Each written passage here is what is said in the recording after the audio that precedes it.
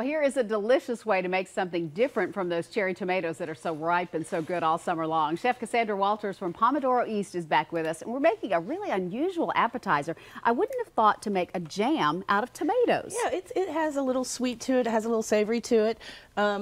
I like to call, in Italy, we call that agrodolce. It's a little sweet and a little sour, the sugar and a little vinegar, and you get a little tart and a little contrast of flavors there. But it's a great way to use, especially if you have a lot of tomatoes coming up. Yeah. We've had so much hot weather so fast, tomatoes are going to come in fast. They will be. Early.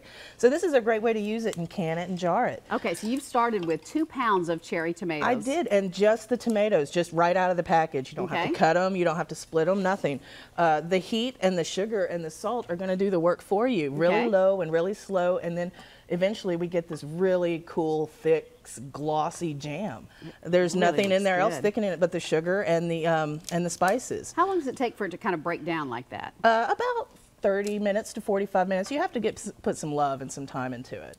So at first you'll be thinking, why isn't this breaking down? And then you'll all of a sudden come back to your pot and you're like, oh, and then you have this beautiful glossy jam. And what makes it spiced cherry tomato jam is, I've got your mise en place over there if you want to finish it off for me. It's a little rosemary. Okay. And I already put the garlic in there. That adds a little bit of a punch. And then we have some shallots over there for some texture. And shallots are a small red onion that are really, really sweet too. Okay. And then there's our vinegar that's going to add a little bit of tart and contrast. Red wine vinegar? Red wine vinegar. And it's going to add a little contrast to the sugar that we already have in there. Yeah, because if the tomatoes break down and they're really sweet, you need a little zing then with the something red to pull wine. it back a little bit. And then over here I've made some goat cheese mousse. And we cut that goat cheese with a little bit of cream cheese at the restaurant, and that'll help your wallet as well when you're doing this at home. Yeah, goat cheese is expensive, isn't it? It's not cheap, no.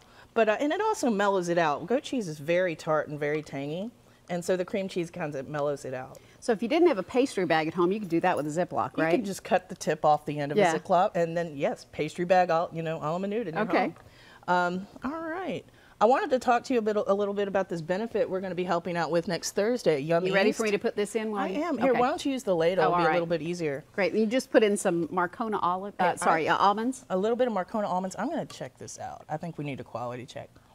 I already did. It's so good. Okay, yeah. And you're going to be making this yummy dish at Yum East, which is a really wonderful event for foodies in East Nashville. It is really good. It's a really, really good charity to be part of. We're really honored and very blessed to be part of it.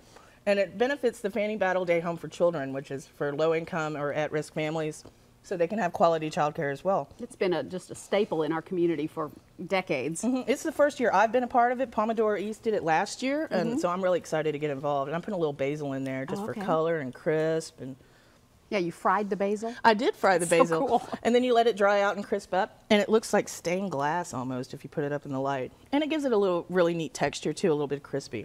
So 30 different food vendors are going to be supplying food for the tasting at this wonderful event. We're just one of them, and we are very honored to be part of it. Yeah, a lot of East Nashville restaurants are going to be part of it, and it's Thursday at the East Pavilion, 6 o'clock to 9 o'clock. Tickets are on sale at yumeast.com still.